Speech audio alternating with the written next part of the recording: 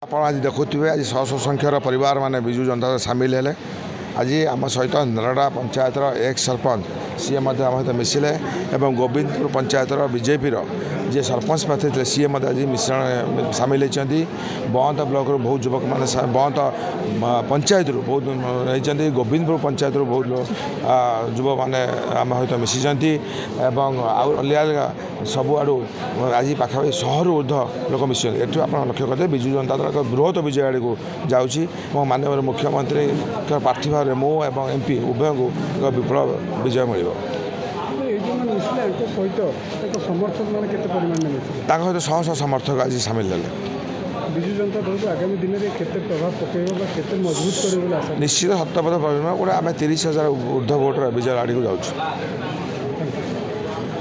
Govindpur panchayat बंत block मु आगु BJP दुई थर सरपंच प्रार्थी रूपे छिड़ा होती एवं बीजेडी भी थी किसी मनमालिन्य जो दूरेकी थी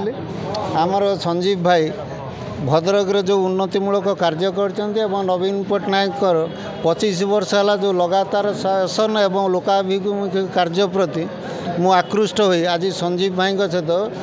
किछि मोर समर्थकों को नहीं बासभवन मु आज मिश्रण पर्व सामिल हेली एवं आगामी विजु जनता दल